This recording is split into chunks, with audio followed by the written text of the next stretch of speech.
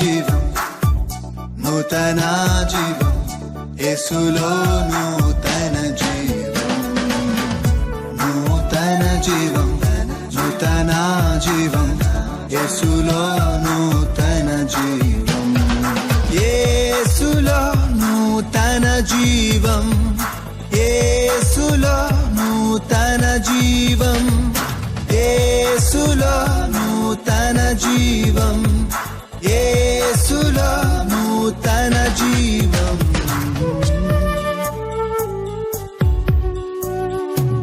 నూతన జీవం, నూతన జీవం, యేసులో నూతన జీవం, నూతన జీవం, నూతన జీవం, యేసులో నూతన జీవం, యేసులో నూతన జీవం. హల్లెలూయా, ప్రైజ్ ది లార్డ్. యేసులో నూతన జీవం అనే ఈ ఆధ్యాత్మిక టీవీ కార్యక్రమానికి మిమ్మల్ని ప్రేమతో ఆహ్వానిస్తున్నాము. ఈ టీవీ కార్యక్రమం ద్వారా మీరు ఎంతగానో ఆశీర్వాదం పొందుతున్నారని విశ్వసిస్తున్నాము. ప్రతి వారం ఇదే సమయానికి ఇదే ఛానల్లో వచ్చిన ఈ టీవీ కార్యక్రమాన్ని మీరు చూస్తారని మేము విశ్వసిస్తున్నాము. ఇప్పుడు పాస్టర్ మోజెస్ అభిషేక్ గారు దేవుని యొక్క వర్తమానాన్ని అందజేస్తారు. Hallelujah. Hallelujah. Glory to the name of Jesus. యేసు నామమునకు మహిమ కలుగును గాక. How are you all, dear people of God? ప్రియ స్నేహితులారా, మీరందరూ ఎలా ఉన్నారు? Hope you all are being blessed and greatly doing in your day-to-day life. దేవుని ఆశీస్సులతో దినము మీరు ముందుకు సాగుతున్నారని నమ్ముతున్నాం. God's grace is flourishing in our day-to-day life. మన నిత్య జీవితాలలో దేవుని కృపయే మనకు ప్రసరించుచూ ఉన్నది. No matter of your circumstances, ఏ పరిస్థితులలో మనం ఉన్నప్పటికీ Jesus the Christ is with us. యేసు క్రీస్తు మనతో ఉన్నారు. And His grace is sufficient for us in all the days of our life. మన జీవిత కాలం అంతయు ఆయన కృపయే మనకు చాలు. Yes, the word says His grace is sufficient for us. నీ కృప నాకు చాలును అని చెప్పబడి ఉన్నది. His perfect is made in our weakness. ఆయన యొక్క గొప్పదైనటువంటి శక్తి మన బలహీనతలలో బలముగా ఉన్నది. Are you weak? Do not worry, grace is sufficient for నీవు you. బలహీనుడవుగా ఉంటే దేవుని కృప నీకు తోడుగా ఉన్నది. So let us be courageous and let us be bold that God is with us and move forward. దేవుడు మనతో ఉన్నాడు అనేటువంటి ధైర్యముతోనూ శక్తితోనూ ముందుకు సాగుదాం. With that attentiveness, let us come to the word of God. అటువంటి భద్రతతోనే దేవుని వాక్యము దగ్గరకు వద్దాం. Today we are going to discuss about the blessed man. ఆశీర్వదింపబడిన మనుష్యుని గురించి మాట్లాడుతూ ఉన్నాం. Who is the blessed human? ఎవడు ఆశీర్వదింపబడిన నరుడు? So let us turn to Psalms 1. కీర్తనల గ్రంథము 1వ అధ్యాయము చూద్దాం. This psalm stands as the introduction to all 149 psalms that are coming after it. ఉన్నటువంటి 149 కీర్తనలకు కూడా ఇది నాందిగా పలకబడినది, ఉపోద్ఘాతముగా. And it is the psalms of wisdom which is called as the wisdom psalm. దేవుని యొక్క జ్ఞానమునకు సంబంధించినటువంటి కీర్తనలుగా చెప్పబడినవి. And it touches basically two subjects and gives the description of all those two things. రెండు ప్రత్యేకమైనటువంటి అంశములను గురించి ప్రస్తావింపబడినది. Firstly, about the righteous and the wicked. అక్కడ ముఖ్యముగా నీతిమంతుడు, అవినీతి పరుడు. And this Psalms 1 explains how this righteous and the wicked will live and what all the things will happen in their life. ఈ రెండు రకాలైనటువంటి ప్రజలు, వ్యక్తులు ఏ రీతిగా జీవిస్తారో వాళ్ళ యొక్క ఫలితాలు ఏమిటి అనేటువంటివి చెప్పబడినది. What is the future of the blessed man or what is the future of the wicked man? ధన్యుడైనటువంటి వాని యొక్క ఫలాలు ఎలా ఉంటవి, లేకపోతే దుష్టుని యొక్క జీవితం ఏ రీతిగా ఉండును. In summarizing these two things, ఈ రెండు విషయాలను క్రోడీకరించుటలో this Psalms explains these two truths in a contrasting way. ఈ కీర్తన ఒకదానికి ఒకటి విభేదముగా ఉన్నటువంటి పదజాలముతో వివరణ చేయబడినది. Firstly, it explains the blessedness of godly in contrast to ungodly. దైవికముగా జీవించు వాని యొక్క ధన్యతలు ఆ దుష్టత్వములో జీవించు వానికి చెప్పబడిన వ్యతిరేకతను సూచించుచున్నవి. And secondly, there is a contrast between the way of the godly and the way of ungodly. దైవికముగా ఉన్న వ్యక్తి యొక్క మార్గములు ఎలా ఉంటవి, లేక దుష్టుని యొక్క మార్గములు ఎలా ఉండును అని చెప్తున్నాడు. And thirdly, it contrasts the blessings of the godly and ungodly. What is the future that is going to happen to them? భవిష్యత్తులో వారికి ఏమి జరగబోతుందో అనేటువంటి విషయాలను కూడా తేడాగా తెలియజేస్తూ ఉన్నది. So with these three contrasts, this Psalms 1 is written.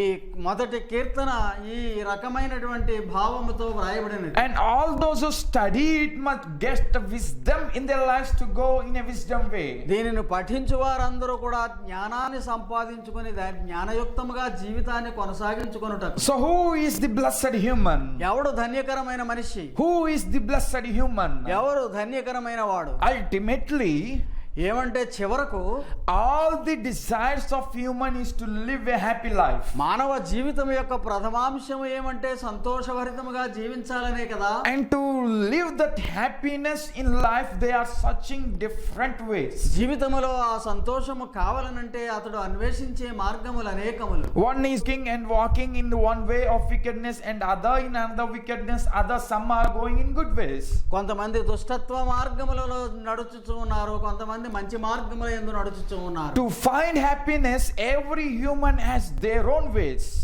ఆ రకంగా సంతోషాన్ని పొందడానికి ఒక్కొక్క వ్యక్తి తమ యొక్క సొంత దారులను వెతుకుకొనుచున్నాడు. But here we can see mainly there are two ways by which we can receive a blessedness in our life. కానీ ఇక్కడ చూస్తే రెండు ముఖ్యమైనటువంటి దారులు ఉన్నవి ఆశీర్వదింపబడు నిమిత్తం. Let us read Psalms 1 verse 1. మొదటి వచనమునే చదువుదాము ఈ మొదటి కీర్తనలో. Blessed is the one who does not walk in the step of the wicked, దుష్టుల ఆలోచన చొప్పున నడవని వాడు ధన్యుడు. or stand in the way of the sinners, పాపుల దగ్గర నిలవబడనటువంటి వాడు ధన్యుడు. or sit in the company of the scoffers. ఈ దుష్టుల యొక్క సన్నిధిలో కూర్చుండకున్నవాడు ధన్యుడు. So this first verse gives some sort of discipline that which we need in our life. మన జీవితానికి కావలసినటువంటి ఒక క్రమశిక్షణ భరితమైన మాటలు అవి. The first characteristic that which makes us as a blessed human is ఆశీర్వదింపబడిన మనిషిగా మనల్ని చేసేటువంటి మొట్టమొదటి లక్ష్యం ఏమంటే blessed human separates from the world. లోకం అనేటువంటి దాని నుండి దూరముగా జీవించు వాడై ఉండాలి. Blessed human separates from the world. లోకము నుండి దూరముగా జీవించాలి. Firstly, here we read the separation from the walk of the wicked. ఈ దుష్టుల యొక్క మార్గములలో నడువక అనేటువంటి మాట ఉన్నది అక్కడ. The word wicked in Hebrew is rasha. Rasha అనేటువంటి మాట దుష్టుడు అనగా, which gives meaning to be unstable or to be losing everything in their life. స్థిరత్వము లేక సమస్తాన్ని కూడా పోగొట్టుకొనుచు ఉన్నవాడుగా ఉండేవాని యొక్క అర్థం. This word rasha or wicked carries two different meanings. Rasha అనేటువంటి ఆ హీబ్రూ పదము దుష్టుడు అనేటువంటి దానికి రెండు అర్థాలు ఉన్నవి. Wicked are the people those who lose their morals in their life. నైతిక విలువలన్నిటిని కూడా పతనము చేసుకునేటువంటి జీవిత విధానములో ఉన్న వారిని గూర్చి. Wicked are the people those who lose their anchor with Jesus and live as they wish. క్రీస్తుతో కలిసి ఉండేటువంటి విషయమును పోగొట్టుకునేటువంటి స్థితిలో తమ సొంత స్థితికి పోయేవారు. Their walk is according to their own desires and their own ways. వారి కోరికలకు ప్రకారము వాళ్ళ యొక్క మార్గముల ప్రకారమే వారి నడతలు ఉన్నవి. They will be controlled by their own emotions, their own feelings, but they won't care about what the word says.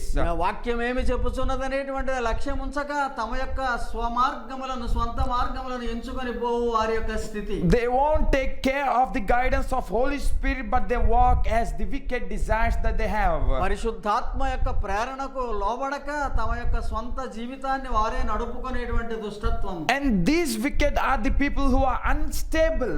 వీరు ఎల్లప్పుడూ కూడా అస్థిరులై ఉన్నవారు. So wicked are the people, they lose in their ways. వాళ్ళ యొక్క జీవితాలలో పతనమైన వారుగా ఉన్నారు. And secondly, they are unstable people. అక్కడ స్థిరత్వము లేని వారుగా ఉన్నారు. They lose morals and they were unstable in their life. నైతిక విలువలన్నీ కూడా పోగొట్టుకొనుచు స్థిరులుగా ఉండరు. The people who are unstable in their works and unstable in their attitude, వాళ్ళ క్రియలలోను వారి దృక్పథం అంతయు కూడా అరీతిగా అస్థిరముగా ఉన్న కాలంలో we can define them as the wicked people. వారిని ఏమని వర్ణిస్తున్నాము అంటే దుష్టులు అని చెప్తున్నాం. They won't be stable with their desires and thoughts. వారి యొక్క ఆలోచనలు గాని వారి యొక్క పనులు గాని స్థిరముగా ఉండవు. There won't be stability in their life and in their works. వారి జీవితంలోని వారి పనులన్నీ కూడా అస్థిరముగా ఉంటాయి. That's why we read in the second verses that when wind blows they will be blowing like a chaff and carries it away. రెండవ వచనములో మనము చూస్తే ఆ జీవితం యొక్క ఫలితం ఏం చెప్తున్నాడు అంటే గాలి చెదరగొట్టు పొట్టు వలె నుందురు. In verse 4 it was written like that, when the wind blows they will be carried away. 4వ వచనములో ఆ గాలి వీసగా గాలికి కొట్టుకొని పోయేవారుగా ఉంటారు. As these wicked people were unstable, స్థిరులు కాకుండా ఉన్న కారణాన the people who want to be blessed, they should not live with that unstability people. ఆశీర్వదింపబడిన వారుగా ఉండేటువంటి వారు అటువంటి అస్థిరులతో సంబంధం కలిగి ఉండకూడదు. Because they will be blowing or they will be fleeing away according to the situations. ఎందుకనగా పరిస్థితులను బట్టి గాలికి చెదరగొట్టబడే వారుగా ఉంటారు. But blessed man is in contrast with them. కానీ దానికి వ్యతిరేకముగా ఉంటారు ఆశీర్వదింపబడిన వారు. He won't lose his morality. అతని యొక్క నైతిక విలువలను పోగొట్టుకొనడు. He won't be unstable in his life. అతని జీవితంలో అస్థిరుడుగా ఉండడు. He will keep the morality he needs and the ethics he needs in his behavior, thoughts and actions. తన యొక్క ప్రవర్తనలోను ఆలోచనలలోను క్రియలలోను కూడా విలువలన్నిటిని కాపాడుకునేవాడుగా ఉంటాడు. And the blessed and the happy man keeps a stability in his works, thoughts and desires. సంతోషముగా ఆనందముగా ఉండేవాడు తన యొక్క తలంపులను స్థిరముగా ఉంచుకుంటాడు. No matter of the circumstances, ఏ పరిస్థితులైనా సరే, no matter of the problems, ఏ సమస్య వచ్చినప్పటికీ the blessed human remains stable. ధన్యుడైనటువంటి మానవుడు స్థిరుడుగా ఉంటాడు. So firstly, the blessed man, who means he is the one who is separated from the world. గనుక ఆశీర్వదింపబడిన వాడు ఎవడు అంటే ఇటువంటి లోకాస్ రీతి నుండి దూరముగా ఉన్నవాడు. And in that separation he will not walk according to the wicked. ఆ వేరుపరచబడిన విధానములో దుష్టుని ఆలోచన చొప్పున నడవకుండా ఉంటాడు. Today there are young people and each and every group generations. ఈ దినములో ఉన్నటువంటి యవనస్తులారా, ప్రతి వయస్సులో ఉన్నటువంటి వారులారా, If your future wants to be a blessed future, మీ భవిష్యత్ అంతా కూడా ఆశీర్వదింపబడిన ధన్యకరముగా ఉండాలి అంటే, if you want to be called as a greatest person who lived and showed an exemplary life, జీవితంలో గొప్పవానిగా జీవించి ఆదర్శప్రాయమైన జీవితముగా ఉండాలి అంటే, if you want people to say, look at him, he is the one whom we have to take as a role model, ప్రజలందరూ కూడా నిన్ను చూసి వాడి వలె ఉండాలి అనేటువంటి కోరిక కలిగించేవాడవుగా ఉంటే, we should keep a morality in our life and we should be stable in our life, మన జీవితంలో నీతిని నిలవబడి మన యొక్క నైతిక విలువలతో స్థిరులముగా ఉండాలి. which means we are contrast with wicked people. దుష్టులకు వేరై ఉన్న వారముగా ఉన్నటువంటి అర్థం. And the second separation we can see in this verse 1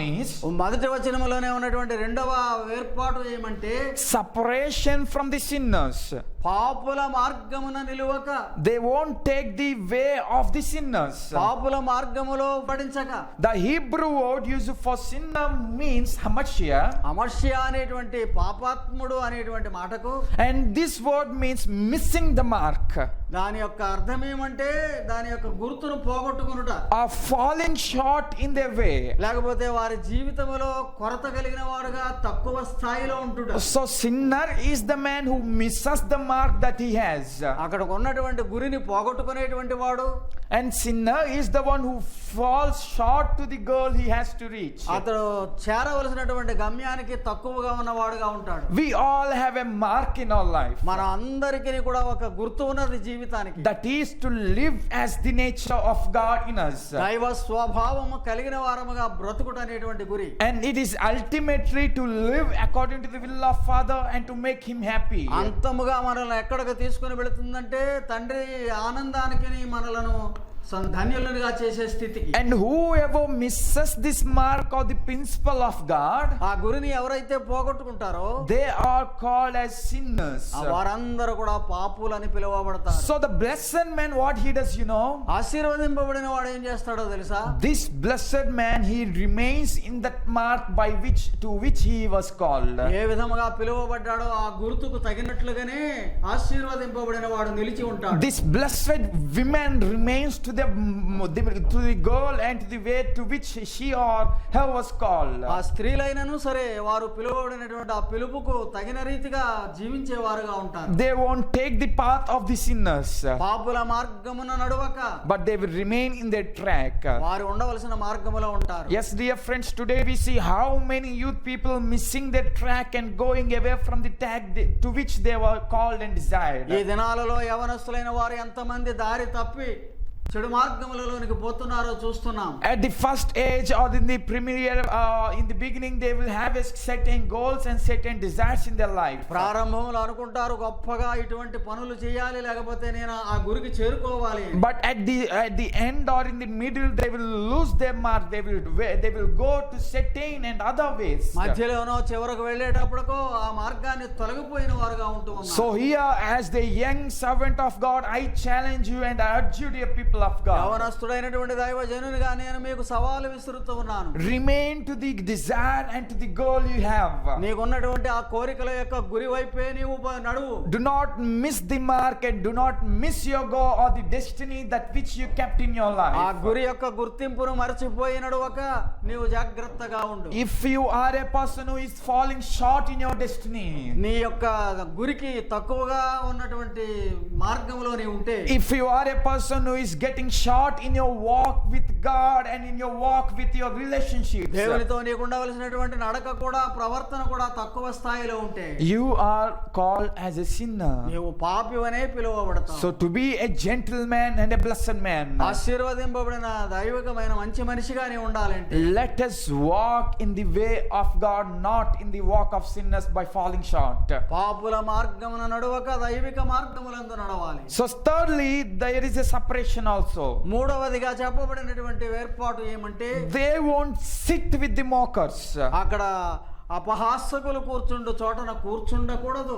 It means they won't be abiding or remaining with the mockers. అక్కడ కూర్చుండుట అనేటువంటి విషయానికి వచ్చేటప్పటికి వాళ్ళతో కలిసే ఉండకూడదు అపహాసకులతో. The word mocker means ridiculing people. అపహాసకుడు అంటే ప్రజలను చూసి ఎంతో అసహ్యంగా వారిని చూసి హేళన చేస్తూ ఉండే జనాంగం. Yes, today this is the thing which is happening in this world. ఈ సమస్య ఈ దినములలో లోకములో జరుగుతున్నటువంటి క్రియ. If there is sitting two person, they will talk about other person and they will tell all mockeries against them. ఇద్దరు కూర్చున్నారు అంటే ఇతరులను గురించి హేళన చేసుకుంటూనే మాట్లాడతారే తప్ప వేరే మంచి మాటలు రావు ఈ దినాలలో. If anyone is walking before the group of people, they will talk and mock always about him or her. ఎవరైనా వారి దారి గుండా వెళుతూ ఉంటే వాళ్ళని చూసి ఎంత హేళనగా చేసేటువంటి రకముగా ఉన్నటువంటి ప్రజలు ఉన్నారు. These people are not the blessed people. ఈ ప్రజలు ఆశీర్వదింపబడిన వారు కాదు. They are mockers and they are not good in the sight of God. అపహాసకులుగా ఉండి దేవుని దృష్టికి దూరముగా ఉన్నవారైపోతున్నారు. God hates mockery.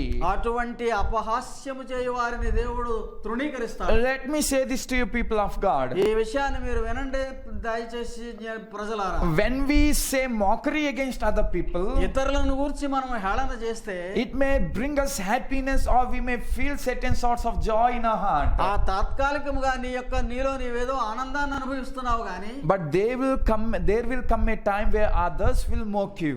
మరి ఒక కాలం వస్తుంది ఇతరులు కూడా నిన్ను చూసి హేళన చేసే రోజు వస్తుంది. The certain thing or the principle by which you mock the other person, ఇతరులను నీవు హేళన చేయవాడుగా ఉంటే that same will happen in your life. I experienced it many times. నీ యొక్క జీవితంలో కూడా అదే నీవు అనుభవిస్తావు, నేను అనుభవించాను. Many times the people who mocked us were being thrown into that certain situation after they came. వారు వేరే పతన పరిస్థితుల్లోకి పడద్రోయబడిన వారు ఉన్నారు హేళన చేసేవారు. So dear young people and dear servants of God and dear church, never mock anyone in your life. యవనస్తులారా, సంఘస్థులారా, సంఘ బిడ్డలారా, ఎవరైనాను సరే దైవ సేవకులారా, ఎవరిని చూసి కూడా హేళన చేయకూడదు. We all have our own credibility and the ability that God gave to us. ప్రతి ఒక్కరికి దేవుడు ఇచ్చినటువంటి స్థానం ఉన్నది, వారి విలువలు వారికి ఉన్నవి. So let us not mock others but remain and help and give a hand to others. కనుక ఇతరులను చూసి హేళన చేయుట కంటే వారికి చేయదగిన సహాయం ఏదైనా ఉంటే చెయ్యి. And this is the thing that which we need to be separated from. కనుక అటువంటి పరిస్థితుల నుండి మనం వేరుపరచబడాలి. So three separations. మూడు వేర్పాటు విధానాలు. Separation from the wicked, దుష్టుల మార్గంలో, because they will have no stability in their life వాడి జీవితానికి స్థిరత్వం ఉండదు కనుక, and they will lose their morality. వారి యొక్క విలువలను పోగొట్టుకుంటారు కనుక. And secondly, we should separate from the sinners, పాపుల నుండి వేరవ్వాలి మనము. because they won't reach their destiny or they won't go in the way that they were called for. ఎందుకనగా వారి యొక్క గమ్యాన్ని చేరలేనటువంటి వారుగా పతనమైపోయే వారుగా ఉంటారు. And thirdly, we should be separated from the mockers. మూడవది హేళన చేయు వారి గుంపులో నుండి దూరంగా ఉండాలి. Jesus once prayed in the Gethsemane like this, Garden of Gethsemane Gethsemane. తోటలో యేసు వారు ప్రార్థిస్తున్నప్పుడు ఈ రీతిగా ప్రార్థన చేశారు. Father, I am praying for my disciples and the church. సంఘములో ఉన్నటువంటి నా శిష్యుల కొరకు ప్రార్థన చేస్తున్నాను తండ్రి అన్నారు. Lord, they were in this world, ప్రభువా వారు ఈ లోకములో ఉన్నారు, but make them to live a life of separation from the world. కానీ లోకమునకు వేరై వారు జీవించున్నట్లు అనుగ్రహించుమని ప్రార్థించాడు Yes, యేసు వారు. this is the question of humans and the young people, how we can live a life of separation by remaining in the world. ఏ రీతిగా ఈ లోకములో బ్రతుకుతూ ఉండగా లోకానికి వేరుగా ఎలా బ్రతకగలము అనేటువంటి ప్రశ్నే యవనస్తులకు అనేకులకు ఉన్న ప్రశ్న. Yes, this is the question with which many humans and many younger generations are dwelling with. అనేక మంది మానవులు ఈ ప్రశ్నతోనే జీవిస్తూ ఉన్నారు. It is in the world we all are ఈ living, లోకంలో ఉన్నాము, మనం ఏం చేయాలి?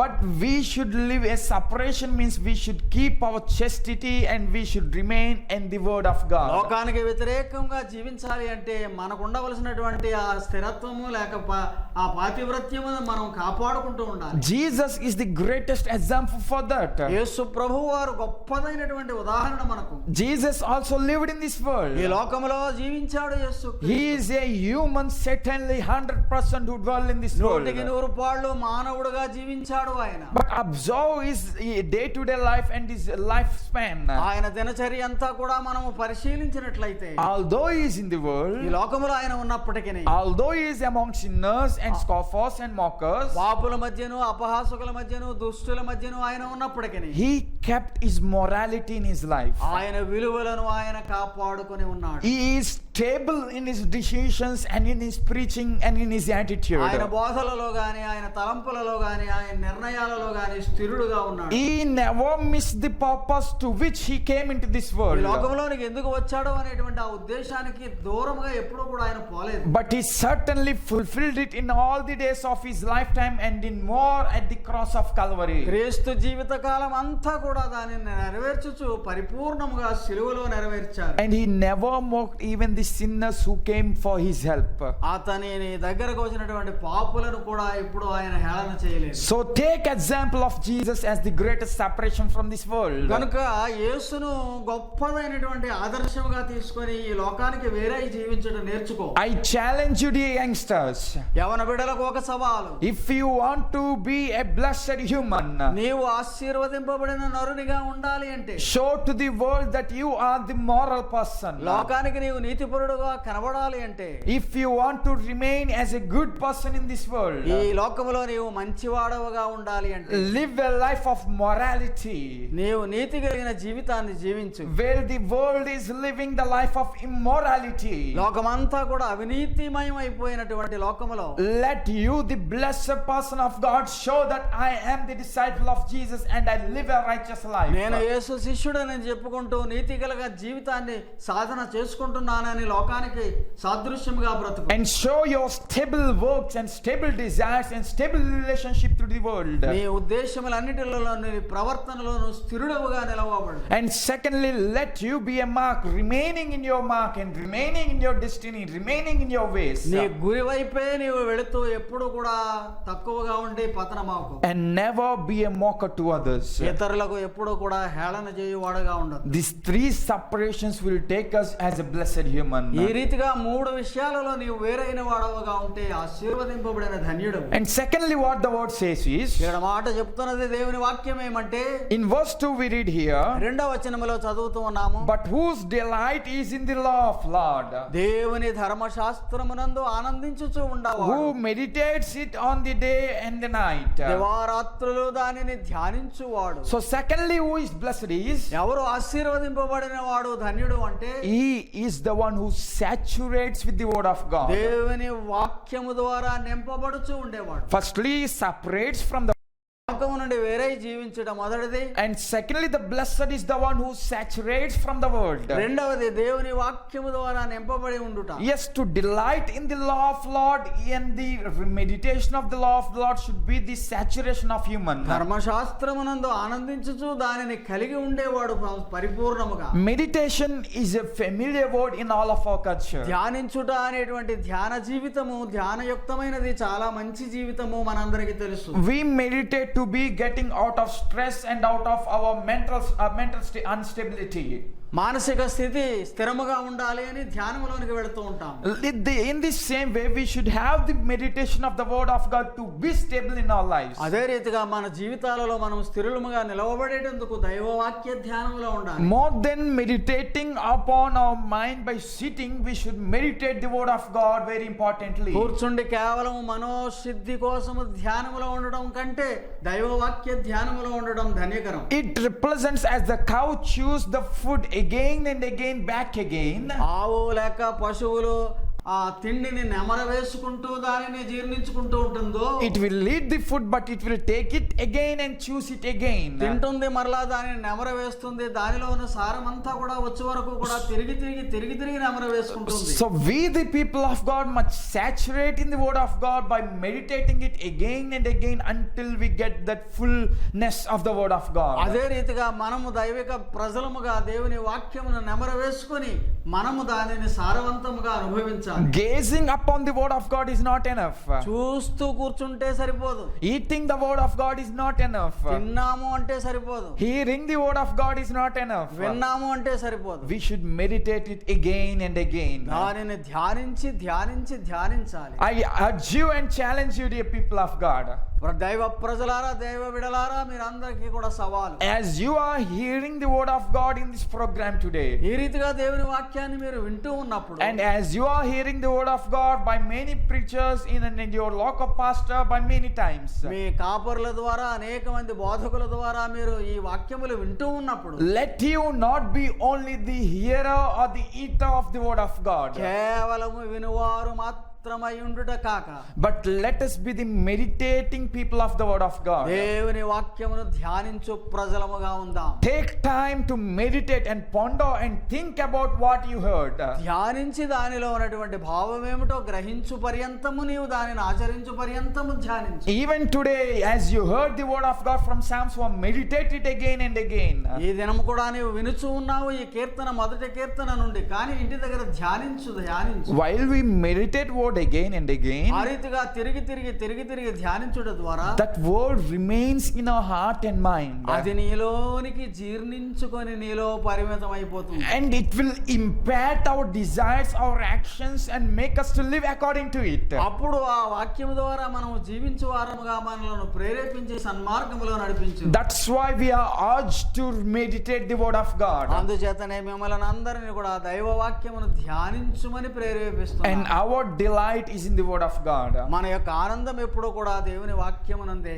It means that it is not the responsibility of us to meditate the word of God. ఏదో బాధ్యత అనేటువంటి విషయం కాదు, కానీ It means that it is not the duty of Christians or the people of God to read the word of God and to meditate it. ఓ విధి విధానముగా ఉండాలి కనుక నేను చదువుతున్నాను ప్రతిదినము దేవుని వాక్యం అంటాం కాదు. But it is our passion, love and happiness to meditate the word of God. దేవుని వాక్యమునందు ఆనందించుట అనేటువంటి తత్వము కలిగినటువంటి తీవ్రత కావాలి. Those people who meditate the word and who will have this love towards word, దేవుని వాక్యము ఎడల అంత ప్రేమ కలిగి దానిని ధ్యానించువారు ఎవరంటే, they are like the people who are planted by the river streams. అక్కడ నీటి కాలువల యోరను నాటబడిన చెట్ల వలె ఉంటారు. Yes, as you are meditating word and as you are loving the word of God, దేవుని వాక్యమును ప్రేమిస్తూ దేవుని వాక్యాన్ని ధ్యానిస్తూ ఉన్నవాడవగా ఉంటే, you will bear the fruits that which God has intended for you. ఎక్కడైతే దేవుడు నిన్ను కోరుతూ ఉన్నాడో ఆ స్థితిలో నీ ఉండగలుగుతావు. Because your actions and your behavior will not be controlled according to the situation and according to your passions. నీకున్నటువంటి తలంపులను బట్టి, కోరికలను బట్టి నీ ఆలోచనలు ఏమాత్రం కూడా స్వాధీనంలో ఉండకుండా ఉంటాయి. But as your thoughts and as your life is filled with the meditation of word, నీ తలంపులు, నీ ఆలోచన అంతా కూడా దేవుని వాక్యముతో నింపబడి ఉంటే, that word will take you to a fruitful life by which you will will be called as blessed human. ఆ వాక్యమే నిన్ను ఫలభరితముగా చేసి నిన్ను ఆశీర్వదింపబడిన వాడవుగా పిలుచును. So today, dear youngsters, కనుక ప్రియ యవనస్తులారా ఈ దినాన్న and my dear people of God who are listening God's word, ఎవరైతే ఈ వాక్యాన్ని వింటూ ఉన్నారో ఈ కార్యక్రమం ద్వారా వారందరికీ కూడా here is the blessed human, ఎక్కడ ఉన్నాడో ధన్యకరమైన మానవుడు, he who separates from the world లోకానికి వ్యతిరేకముగా ఉండేవాడు, and he who saturates with the word of God. దేవుని వాక్యమును సదా నిత్యము ధ్యానించువాడు. So let us be a separation and let us be a saturation with the word of God. దేవుని వాక్యముతో నింపబడి లోకమునకు వేరుపరచబడిన వారముగా May ఉందాం. God give that blessings to all of us. ఆ ఆశీర్వాదములు దేవుడు మనందరికీ దయచేయును గాక. Let's pray.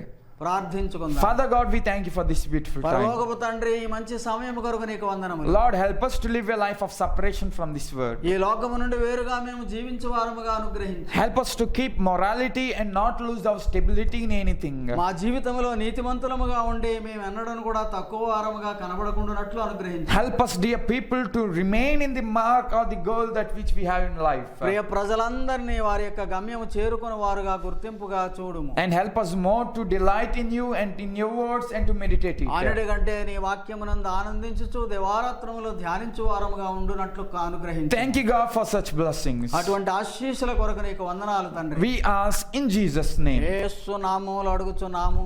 Amen. Amen. May God bless you all. దేవుడు మిమ్మల్ని అందరినీ దీవించుగాక.